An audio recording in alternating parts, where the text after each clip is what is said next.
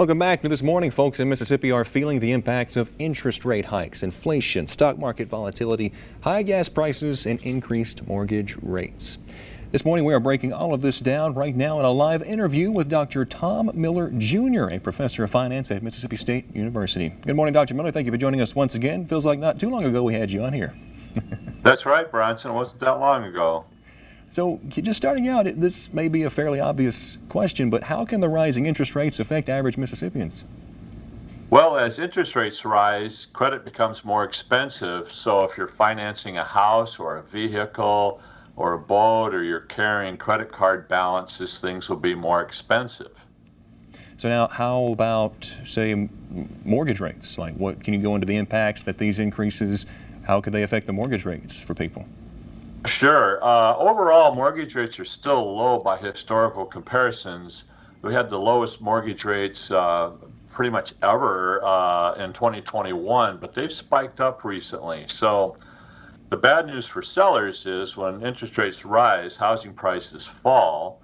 And so for the buyers, as interest rates go up, the payments are more for a given amount. But if the amount falls, then buyers will be better, off. But it has a dramatic impact, and I'd watch housing prices carefully to see what happens.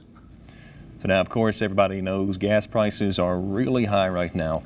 So from a financial standpoint, can you talk to us about what needs to happen for those gas prices to go down, and when do you think that could happen? Wow, well, sure. Well, whenever we want to lower the price of a product, we either need to reduce demand or increase supply. So it's going to be pretty hard to choke off demand for gasoline in the short run.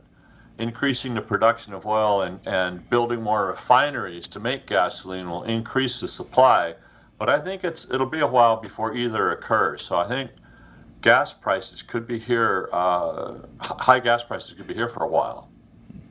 Well, now talk is swirling, of course, around about a possible recession. I've heard talk about it in the news and other places. So what would you say is the forecast on the possibility of a recession, and what factors could cause us to go into one?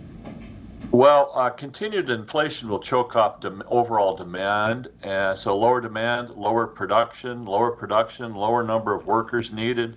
And so recession is basically a contraction of the economy, and that is negative growth, if you will. And so right now, employment is still good. So it might be a while if we get into a recession. So now on that note, if we did go into one, if you do a little bit of research, you can find out about the Great Recession back around 2008. How do you think, if we went into one, how it might compare to what happened then? Well, as you know, when we're trying to measure an inflation, we have to look back in time because economists measure the growth of the economy from last quarter.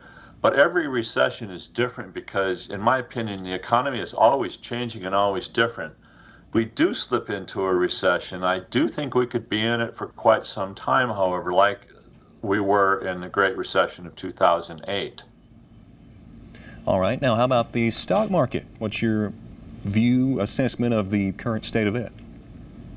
Well, the stock market is always forward-looking, and at these high levels of the stock market, volatility changes appear to be higher.